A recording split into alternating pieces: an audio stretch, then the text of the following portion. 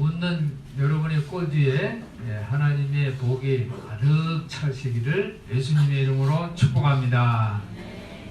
오늘은 이제 12월 달은 정리의 달 이렇게 정했습니다. 오늘은 어떤 정리냐면 가정생활 정리. 한번 따라해보세요. 가정생활 정리. 가정생활 정리. 우리가 한 해를 결산할 때 그래도 가정이 최고죠. 제일 중요하죠. 그래서 가정생활을 잘 정리하시기를 예수님의 이름으로 부탁을 드립니다.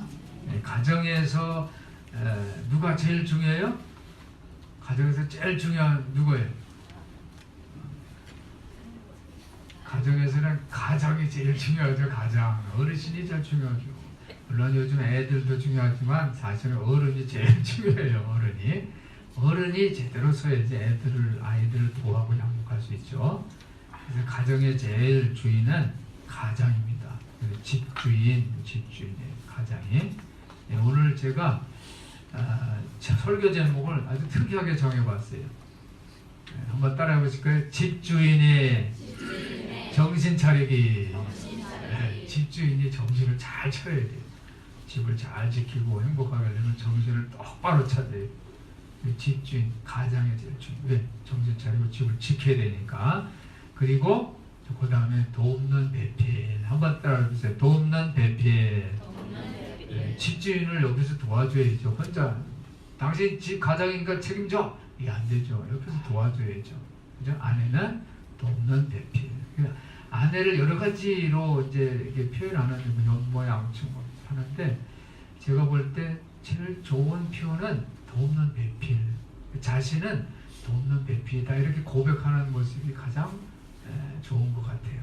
그래서 돕는 배필이 중요하고 그 다음에는 또 누가 중요하죠? 자녀들이죠. 아들과 딸, 이 자녀들이 중요하죠. 집에는 그렇게 가장과 또 돕는 배필과 또 자녀들이 잘 정신 차리고 깨어 있으면 가정이 잘 정리될 줄 분명히 믿습니다. 근데 가정에서 이제 제일 중요한 사람이 누구라고요? 가장, 집주인, 어르신, 가장이 제일 중요해요. 가정에 늘 이제 하는 말씀이 있어요. 옛날부터 보면 옛날 어르신부터 가정에 하는 말이 있어요. 무슨 말을 제일 많이 해요? 이제 아이들이 이제 나가고 또 식구들이 나가면 뭐 조심하라고 그래요? 야, 차 조심해라. 그러죠. 차 조심. 그렇죠. 아니 나이가 90이 됐는데 자식이 70이 돼도 야, 차 조심해, 길 조심해 하잖아요. 차 조심, 길 조심. 그리고 요즘 겨울철에 무슨 조심? 불 조심. 한번 따라해보세요. 차 조심, 길 조심, 불 조심. 우리가 이 어른들이 그런 얘기를 많이 했어요. 연말에 이제 그 모임들이 많아요. 송년 모임 있고 또 뭐 망년에다 하기도 하고 뭐 송년에다 이렇게도 하고 그리고 모임들을 많이 합니다. 많이 하다 보면 자연히 서로 이렇게 만났으니까 단합대하면서 뭘 해요? 맛있는 내 밥도 먹고 그러면서 또 거기에 뭘 곁들여요. 술을 먹죠. 술 먹다 보니까 또 이제 대리운전을 부르면 좋은데 괜찮을 거야. 나 잘했는데 조심해서 이거 바로 앞인데 하면서 이제 음주 상태에서 운전을 해요. 그럼 어떻게 돼요? 사고가 납니다. 음주운전 사고. 여러분 음주를 하고 운전하면요 그 시뮬레이션 요즘은 그런 그 기계가 있어요. 이제 실제 술 안 먹었는데 음주운전한 그 모니터를 보면서 찍고서 하면 핸들이 마음대로 안 돌아가요. 막 이상하게 와서 콱 하고 부딪히고 그래요. 그래서 음주운전이 엄청 위험한 거예요. 그래서 외국에서는 음주운전을 강력범죄로 다스려요. 강력범죄. 그래서 우리는 뭐 벌금 얼마 벌점 해가지고 뭐 면허증 취소 뭐 이래 하지만 아주 강력범죄로 다스려서 음주운전을 하면은 사람을 그렇잖아요. 자기만 다치는 게 아니라 엉뚱한 애매한 사람들을 다치게 하잖아요. 그래서 음주운전이 참 위험합니다. 그리고 또 위험한 게 졸음운전. 사람이 너무 많이 운전하니까 졸음이 나니까 잤는데 이제 차는 가는 거야. 이거는 완전히 무슨 미사일 폭탄한 것 같아요. 요즘 텔레비 보면 그런 사고 영상들이 나오잖아요. 그냥 하면서 그냥 쾅 하고 엄청난 그 사람들이 많이 다 죽고 그런 사고들이 있습니다. 그래서 이 음주운전, 졸음운전은 자기 통제가 되지를 않아요. 그래서 엄청난 피해를 줍니다. 네, 이런 말씀드리면 가정도 마찬가지예요. 꼭 뭐 운전이 아니라 가정은 마치 운전하는 거와 마찬가지. 가정을 내가 행복하게 잘 다스리려면 술 먹으면 안 돼요. 졸면 안 되는 거예요. 왜? 가정이라는 이 차가 엉뚱한 데 가서 쾅 하고 깨져버리고 또 사망사고까지 나오고 그러는 거거든요. 그래서 가정에 잘 다스리려면 어떻게 해요? 술 먹지 말아야죠. 또 졸지 말아요. 깨어 있어야 돼요. 내가 우리 가정은 내가 사고가 안 나겠지 하고 안일하게 대처하다가는 어떻게 해요? 사고가 나버리는 거예요. 그래서 가정을 잘 다스리는 것은 한번 따라해 보세요. 가정을 잘 다스리는 것은 정신을 차리고 운전을 하는 것과 같다. 네, 가정을 내가 잘 다스리기를 원한다면 마치 그것은 정신을 차리고 운전하는 것과 마찬가지라고. 네, 운전할 때 여러분 2시간마다 그렇죠? 장거리 하면 2시간 하다가 또 어때? 휴게소 가서 쉬잖아요. 그렇죠? 왜? 운전 왜? 아주 정신을 차려야 돼요. 정신을 잘 차리고서 운전해야 돼요. 그러니까 안전운전이라고 그래요. 나는 조심하는데 저쪽에서 와서 쿵 하고 부딪히면 얼마나 억울해요. 그런데도 일단 사고 나면 나도 뭐 100%가 없어요. 나도 책임을 지는 거예요. 안전운전. 그래서 내 갖고 있는 모든 능력을 최고도로 기능을 하고 발휘를 해서 각별한 주의를 기울여야 돼요. 예, 우리 오늘 이제 추워서 우리 어르신들 이제 몇 분이 못 나오셨죠? 어르신들 이렇게 오시는 모습을 보면 어떤 모습이냐면 지팡이 짚고 어떤 분은 유모차 가지고 오고 어르신들이 걷는 것도 운전하는 건 마찬가지예요. 그래서 꼭 어떻게 해요? 정신 차리고 이제 걸어야 되니까 어떻게 지팡이를 짚고 가야 돼요. 그죠? 또 유모차. 여기 가까운데 그냥 가지 유모차 넘어지면 대형 사고예요. 그죠? 지팡이를 안 짚고 갔다가 하고 넘어지면 대형 사고가 나는 거예요. 어르신들의 뼈는 약하기 때문에 부러져요. 골절당하면요 생활에 여러 가지 불편합니다. 그래서 집주인들은 조심 그래서 외쳐야 돼요. 겨울철에 불조심도 해야 돼요. 그렇죠? 우리 이제 교회 보면 이제 누전 차단기가 있어요. 자기가 탁 내려와요. 꺼지는 거예요. 그래서 그런 걸 누전 차단기도 잘 이제 살펴봐야 되고 그래요. 콘센트도 잘 살피고 가스 차단기도 살피고 모든 일에는 이게 살피는 게 귀찮죠. 그냥 끝나면 다 문 닫고 나가고 싶죠. 그러나 다 살펴봐야 돼요. 이번에 내일에 여기 전체 그 입주자들 다 모이라고 그랬어요. 6시에. 그래서 소방 교육을 시키려고 그래요. 그래서 한번 이제 조심하자 이런 이제 그 안내문을 제가 보냈어요.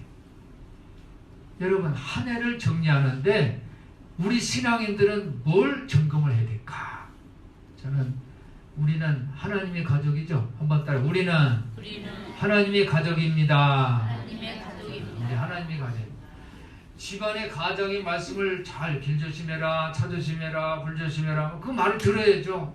또 잔소리네 하면 사고 나는 거거든요. 그 말을 잘 들어야 돼요. 우리는 하나님의 가족이기 때문에 하나님의 말씀을 잘 들어야 돼요. 하나님의 관계를 잘 여러분 생각하고 나는 하나님의 말씀을 잘 듣고 있는가? 하나님과의 관계가 하나님과 소통이 잘 되고 있는가? 이런 것들을 점검해 주시기를 바랍니다. 오늘 성경 말씀을 보니까 밤 2절 보니까 주의 날이 밤에 도적같이 이를 줄을 너희 자신이 자세히 알미라 그랬어요. 밤. 제가 이번 주일에 엄청나게 그냥 바쁘게 살았어요. 이번 주일이 뭐 1년을 다 산 것 같아요. 근데 밤이라는 게 참, 밤에는 뭐예요? 잠을 자잖아요. 밤에. 그래서 성경에 보면 밤에 잠자다라는 것은 이거 보통 자는 건 슬리프죠. 슬리프. 그래서 밤에 잠자다 to sleep. 근데 여기서 나오는 이 성경이 말하는 잠자다라는 것은 그런 뜻이 아니에요. to sleep가 아니라 to lie down에 lie down, lie는 거예요. 둘은 버리는 거예요. 둘은 잠잤다라는 게 아니라 둘은 없다 이런 표현을 하고 있어요. 사람이 살아있을 때는 막 서서 움직이고 앉아서 일하고 그러잖아요. 그런데 여기서 둘은 없다. lie down. 그건 뭐예요? 뒤로 넘어졌다는 거예요. 넘어진 건 사고죠. 다쳤거나 아니면 죽었거나 그거잖아요. 그 잠자다. 이제 그런 뜻이에요. 이번에 뭐 아시는 분은 아시겠지만 제 어머니가 이제 사고가 당하셔가지고 응급실에 실려갔어요. 그래서 제가 응급실에서 그냥 꼬박 그냥 밤을 그냥 꼬박 넘겼어요. 30대는 뭐 밤에 야간 작업도 그랬는데 그 외에는 뭐 밤 꼬박 샌 적은 거의 없는 것 같아요. 제가 이게 밤을 새니까 이 밤 샌다는 게 참 쉬운 일이 아니에요. 힘든 일이에요. 밤 새고 나니까 그냥 얼굴 쪽말고 체중도 확 쏠고 막 신경도 쓰고 그랬어요. 우리 어머니도 밤에 꼬박 잠을 못 자요. 왜 내가 여기 있냐는 거예요. 왜 여기 이렇게. 그러니까 응급실이니까요. 입원실은 좋죠. 편안하게 다 해주니까 밥도 오고 간호사가 다 해주고 그러는데 응급실은 없어요. 간호사도 뭐 여러 사람 보니까 바쁘고 와보지도 않고 왜 내가 여기 있냐고 그러면서 꼬박꼬박 새요. 어머니가 주무셔야지 나도 여기서 좀 돈 좀 붙이지. 그냥 이제 그러면서 둘이서 이제 모자가 그냥 밤을 꼬박 샜어요. 제가 잠자는 그런 생각을 해봤어요. 이번 일을 통해서 잠을 잔다? 이건 뭐예요?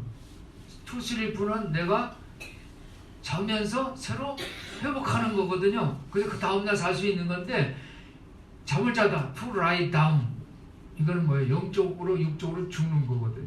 그래서 잠자는 거에 대해서 to sleep가 좋구나, lie down에 안 되겠구나, 이제 그런 생각들을 했습니다. 오늘 기독교 전통에 주님의 날이 있습니다. 주님의 날 한번 따라해 보실까요? 주님의 날. 주님의 날은요, 오늘 주님의 날 뭐예요? 오늘이 무슨 날이에요? 주일이라고 그러잖아요. 이게 무슨 뜻이에요? 주님의 날이라는 거예요. 근데 오늘은 무슨 날이냐면 주님이 부활하신 날이에요. 돌아가셨는데 죽으셨는데 다시 일어선 날이 오늘이에요. 주님의 날. 그래서 이 주님의 날, 다시 오시는 또 주님의 날이 있거든요. 재림의 날, 주님이 다시 오실 때 그 날에는 한번 따라요. 그 날에는 어떤 날이냐면 죽은 자들이 부활해요. 그 날에는. 그래서 기독교의 소망이 성취되는 날이에요. 그날. 그래서 우리가 그 날을 내가 마음에 소망하면서 예배를 드리는 거예요. 예배 목적이 그런 의미도 있어요. 그런데 그 날이라는 것은 어떤 날이냐면 꼭 오늘 12월 오늘 며칠이에요? 17일 이런 그런 시간적인 이 날이 아니라 그래서 시간적인 날을 크로노스라고 그래요. 그리고 질적인 시간을 카이로스라고 그래요. 그래서 그 날은 몇 년도 몇 월 며칠 이런 질적인 시간이 아니라 어때? 카이로스 시간 카이로스. 그래서 이 그날은요 의도적으로 하나님께서 감추셨다고요. 감추. 그날이 몇 월 며칠에 주님이 오신다. 그래서 딱 정해놓고 그날 기다리는 것이 아니라 그날은 그러니까 질적 양적인데 그날은 이제 질적인 시간이에요. 양적은 뭐 이렇게 시간적으로 하는 것이고 질적인 시간 이 카이로스 시간은요 의도적으로 하나님이 감추셨어요. 그래서 예수님께서도 그렇게 말씀하셨어요. 나도 모른다 그날. 제자들이 그날이 언제예요? 몇 년도 몇 월 며칠이에요? 이렇게 물어본 거죠. 그런데 예수님이 그날은 나도 모른다. 그날은 하나님 아버지만 아신다라고 말씀하셨어요. 왜 그날을 감추어 주셨을까? 그날을 알면 그날 딱 기다렸다가 하잖아요. 그렇죠? 그날 왜 감추셨을까? 여러분 그날을 감춘 그 이유를 제가 말씀드리려고 지금부터 그날을 왜 감췄는가? 그 날을 감춘 것은요 깨어있으라는 의미예요. 깨어있어. 깨어있지 않으면은 그날에 어떻게 도둑처럼 그렇죠. 도둑이 오는 걸 알면 막았을 거 아니에요. 그런데 도둑이 올 줄 모르니까 잠그란 말이에요. 그러니까 도둑을 맞는 거예요. 그래서 그날을 감추신 것은 뭐냐면 의도적으로 감춘 것은 너희들 깨어있으라 라는 의미가 있어요. 깨어있으라. 우리 삶 속에서 조심하라는 거예요. 잘 되겠지 하면서 안이하게 나는 하나님이 다 알아서 해주실 거야. 잘 해주실 거야. 잘 될 겁니다. 이게 아니라는 거예요. 조심하라라는 그 말이 하나님의 말씀이에요. 하나님의 말씀을 우리가 들을 때는 조심하면서 들어야 돼요. 하나님이 그래서 성경 말씀 보면 복 준다는 말만 이게 읽고 저주한다는 말 들으면 이건 나하고는 상관없어 넘기고 그러면 안 돼요. 저주의 말씀도 내가 들으면서 조심해야 돼요. 오늘 성경은 한밤중 도둑이 침입하는 것에 비유를 했어요. 마태 기자도 그랬어요. 너희도 아는 바니 만일 집주인이 도적이 어느 시간에 올 줄 알았더라면 깨어서 있어가지고 도둑이 그 집을 뚫지 못했을 것이다. 이렇게 얘기를 했어요. 베드로 사도도 오늘 보니까 그날이 도적같이 주인날이 도적같이 오리니 그날에는 하늘이 큰 소리로 떠나가요. 하늘이 지금 하늘이 있잖아요. 이 하늘이 떠나가는 거예요. 하늘이 뭐 아무것도 없는데 빈 공간인데 뭐 또 떠나가? 하늘이 떠나가요. 그날에는 체질이 풀어진다 그랬어요. 모든 것이 체질이 풀어지고 그렇죠. 이 모든 물건이 뭐 뜨거운 불에 들어가 버렸어요. 그렇죠? 나무는 다 타서 없어지고 이 쇠도 타서 다 녹아지는 거예요. 모든 체질이 그날에는 뜨거운 불에 풀어진다고 그랬어요. 땅과 그 중에 있는 모든 일이 다 드러나리로다. 땅은 감춰져 있잖아요. 그래서 그 땅 속에 무엇인지 모르잖아요. 그렇죠? 그래서 광석도 채굴해야 되고 이 땅에 그래서 지진계도 다 이렇게 확인하는 거잖아요. 그런데 땅에 다 드러나 버린다는 거예요. 그날에는. 그 베드로 사도가 한 얘기예요. 계시록에는 그러므로 내가 어떻게 받았으며 어떻게 들었는지 생각하고 지키어 회개하라. 만일 회개치 아니하면 내가 도적같이 이르리니 그랬어요. 계시록의 요한 기자는 내가 도적같이 즉 예수님이 그렇게 아무도 모를 때 도적처럼 예수님이 도적이 아니라 도적처럼 그렇게 모르는 시간에 오겠다는 거예요. 누구든지 깨어 자기 옷을 지켜 벌거벗고 다니지 아니하며 자기의 부끄러움을 보이지 않은 자가 복이 있도다. 예수님의 말씀입니다. 요즘 세상 사람들이요 너무 안보 불감증이라고 그러죠. 안보 불감증. 좀 나라를 위해서 우리가 기도해야 돼요. 다 미국하고 일본하고 한미일 동맹 잘 됐으니까 이번에 사드 문제도 해결한 것 같으니까 이제는 해결될 거야. 안보 불감증 이게 위험한 거예요. 깨어있어야 돼. 경고가 필요합니다. 에레미야 선지자가 경고를 합니다. 에레미야 선지자, 에레미야서 6장 14절 보니까 그들이 내 백성의 상처를 심상에 고쳐주며 말하기를 평강하다 하나 평강이 어떠다 그랬어요. 예레미야 선지자는 그 당시에 예를 들면 우리나라 같은 경우에 그렇죠. 우리나라 이렇게 남북이 대치되고 핵개발하고 중국이 사드 보복하고 한미일 또 군사훈련하고 이런 상태에 이제 얘기하는 설교를 하는데 또는 어떤 정치가 우리나라는 다 평안할 거예요. 그럼 백성들이 듣기 좋죠. 왜? 구체적으로 안보 자산이 있는데 핵우산이 있는데 우리나라 잘 될 거예요. 중국도 도와줄 거예요. 이런 얘기들은 얼마나 좋아요. 그러니까 에레미야 이 당시 선지자도 그 많은 지도자들이 우리나라는 다 평강하다 잘 될 겁니다. 이렇게 얘기를 했어요. 그런데 에레미야 선지자가 아니야. 우리나라는 외세가 침략 와가지고 어려움이 올 거야. 강대국이 우리나라를 쳐들어서 어려움이 올 거 하니까는 그 당시에 에레미야 선지자를 너 간첩 아니냐고 비난하고 감옥에 가다 놓고 그랬어. 근데 에레미야 선지자는 경고를 했습니다. 아니다. 우리는 평강이 아니다. 깨어 있어야 된다. 조심해야 된다. 그런 말씀을 선포한 거예요. 사도 바울도 마찬가지. 재림 주님을 맞이할 준비를 하지 않으면 너희들은 파멸될 것이다. 이렇게 얘기를 했어요. 호세아 선지자는 그랬어요. 해산하는 여인의 어려움이 저에게 임하리라 그랬어요. 여러분 해산 날짜가 있어요. 해산 날짜에 이 해산이 뭐예요? 이 뱃속에 있는 아이가 나와야 되는데 이 아이가 안 나와. 나올 때가 되는데 안 나오고 안에서 있어버려요. 그러니까 여인은 어떻게 진통을 겪는 거죠.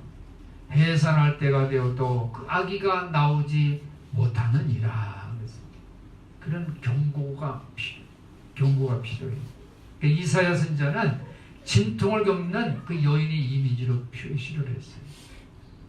오늘 성경 말씀은 빛과 낮, 어둠과 밤의 이미지로 우리에게 경고를 주고 있습니다.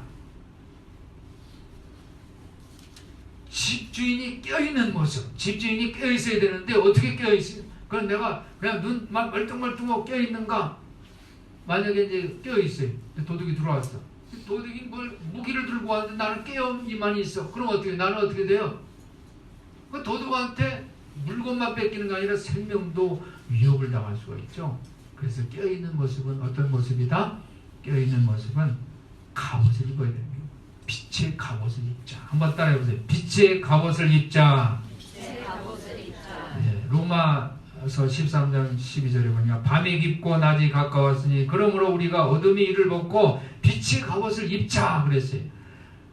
또 고린도후서 6장 7절에 진리 말씀 하나님이 능력에 있어 의의 병기로 좌우하고 에베소서 6장에는 그러므로 하나님이 전신갑주를 입으라 그랬어요. 전신갑주. 진리 허리띠 한번 따라 진리 허리띠. 이 허리띠를 진리로 두는 진리로. 그 다음에 따라해보세요. 의의 흉배. 예, 가슴을 이제 방하는 거잖아요. 예를 보면 방탄복 같은 경우는 총이 맞아도 어떻게 해요? 죽지 않잖아요. 그렇죠? 그런 의의 흉배는 뭐예요? 의로워야 된다는 거죠. 의인이 사는 거죠. 의인. 의로 흉배를 붙이고 그 다음에 평안의 복음에 예비한 신을 신고 복음을 전할 때 평안의 복음이 평안의 복음. 신을 신는데 어떤 신을 신냐? 평안의 복음이 신을 신자라는 거예요. 그리고 믿음의 방패. 한번 따라 믿음의 방패. 방패를 갖고 있는데 어떤 방패? 믿음으로. 어려움이 오면 다 믿음으로 헤쳐나가는 거예요. 칼이 탁 치어요. 그러면 방패를 탁 막으면 되잖아요. 화살도 방패를 탁 막으면 내가 다치지 않잖아요. 그래서 믿음이 있어야 된다는 거예요. 믿음의 방패. 그 다음에 구원의 투구, 성령의 검. 이런 하나님의 전신갑주를 입어야 된다. 그런 말씀을 하고 있습니다. 우리가 뼈있는 모습이에요. 오늘 우리가 이제 이 데살로니가 전서는 사도 바울이 데살로니가 교인들한테 전하는 건데 이 데살로니가 교인은 어떤 교인들이냐면 로마로부터 보호를 받았어요. 로마의 세금을 잘 냈어요. 그러니까 로마 당국에서 보면 이 데살로니가 이 도시에 있는 사람들은 세금도 잘 내고 아주 모범 시민들이거든. 그러니까 로마에서 잘 보호를 해줍니다. 그런데 오늘 사도 바울은 그 로마가 보호해주는 그거는 뭐예요? 안전한 것이 아니라는 거예요. 더 안전한 하늘에서 하나님이 안전하다 할 그 안전이 진짜 안전이라는 거예요. 그 얘기입니다. 오늘. 그래서 오늘 다가오는 심판이 한밤중에 도둑처럼 오는데 그래서 3절에 저 여자 잉태된 여자에게 해산 고통이 이름처럼 오는데 그렇죠? 그리고 4절에는 형제들아 그날의 도적같이 너에게 임하지는 못할 것인데 왜냐하면 너희는 어둠에 있지 않기 때문이다. 너희는 어둠에 있지 않다. 이 어둠에 있지 않는 모습이 중요합니다. 껴있는 모습. 그래서 오늘 또 5절에 너희는 다 빛의 아들이요 낮의 아들이다. 빛의 아들 낮의 아들. 빛의 아들 낮의 아들은 하나님이 다 세밀하게 보호해 주시는 거예요. 하나님이 다 세밀하게 보호해 주시는 이것을 믿으시기 바랍니다. 이번에 이제 우리 어머니가 이제 수술을 했어요. 이제 수술을 하는데 뇌가 어머니 그 뇌가요 뇌정맥이 있어서 꽈리처럼 이렇게 있어요. 그래서 의사가 그래요. 수술을 하는데 가장 고위험 환자들인 거예요. 예, 그래서 마취를 하면 정상적일 때는 뭐 몸 자체가 기능이 있어서 그거를 견뎌내지만 전신마취를 하면 몸이 탁 가라앉기 때문에 수술하다가 뇌압이 생겨서 그 터지면 즉시 사망이 되는 거예요. 수술하겠느냐? 그러면 가족들이 어떻게 해요? 수술하면 바로 죽는다는데 수술한다고 그래요? 이 결정을 줄 수가 없더라고요. 그래가지고 그 고민했어요. 그냥 지금 정신 말짱하니까 저 부러진 상태에서 그냥 요양원 병원으로 모시나 어떻게 해야 되나 하다가 또 그냥 놔두면 또 이 대퇴부 고관절이 부러지면요 염증이 생겨서 폐렴증으로 또 돌아가신다는 거예요. 얼마 못 산다는 거예요. 그래, 이럴까 저럴까 하다가 이제 하나님께 맡기자. 한번 따라해보세요. 하나님께 맡기자. 하나님께 맡기자 하면서 그 시간은 힘들었어요. 맡기고 이제 기도하기 시작했어요. 이제 수술실로 들어갑니다. 의사가 동의서 써요. 수술하면서 문제가 생기면 바로 사망입니다. 동의하십니다. 이건 수술하기로 했으니까 하나님께 맡기자 하고 사인했어요. 수술하는데요. 의사가 그래요. 1시간 반 정도 걸립니다. 수술 기간이 그러니까 뭐 인공관 뭐 이렇게 관절로 하고 그러면은 이제 시간이 많이 걸리나 봐요. 그런데 피도 많이 흘리고 그러니까 위험하니까 그냥 그 붙이는 수술 이제 뼈와 뼈 자기 뼈로 붙이는 걸 수술을 했어요. 그럼 1시간 반이고 2시간이고 끝나는데 1시간 반 지나지 2시간 지나지 수술 중이야 계속. 그러니까 무슨 생각이 와요? 야 이거 무슨 사고 난 거 아닌가? 해서 거기 보면 수술 중 그 다음에 그 바깥에 보호자 대기실에 회복 중이라는 그 표시등이 있어요. 근데 어떤 환자들은 수술 중에서 회복 중으로 탁 넘어가. 그러면 이제 수술 성공이잖아요. 그래서 제가 기도합니다. 수술 중에서 회복 중으로 넘어갈 수 있도록 이제 미리 감사해야 되겠다. 제가 여러분한테 뭐 강조하는 말이잖아요. 미리 감사하라고 뭐 1000번 감사 말하기 1000번 예배 뭐 감사 실천 100번 내가 실천해보고 하나님 회복 중 감사합니다. 하나님 회복 중 감사합니다. 이거를 100번 넘게 그냥 그 시간 지나니까 혼자서 기도하면서 들어가신 지 2시간 반 지났는데 수술 중에서 어디로? 회복 중으로 탁 넘어가는 할렐루야. 하나님 감사합니다. 그때 얼마나 마음이 감동이 되는지. 시간이 30분, 1시간이 넘어가는 거예요. 수술 시간이. 그러니까 이거 문제 생겼다라고 생각할 수밖에 없어요. 그런데 그냥 믿음으로 기도했어요. 하나님 회복 중 감사합니다. 회복 중 감사합니다. 이렇게 기도를 했어요. 의사가 들어가기 전에 그러더라고요. 아주 참 말씀을 잘해요. 우리는 그거 수술하면 이제 위험한데 사인하라고 막 그러는데 이제 그거는 이제 다른 의사가 이제 그 동의서 받았고 실제 집도의가 이제 의사가 수술하기 전에 들어오라고 그러더라고요. 보호자 들어오세요. 들어갔더니 수술 결정 참 잘하셨습니다. 이렇게 해요. 이제 수술을 복잡하게 않고 기존 있는 뼈를 접목하는 것으로 이렇게 진행할 겁니다.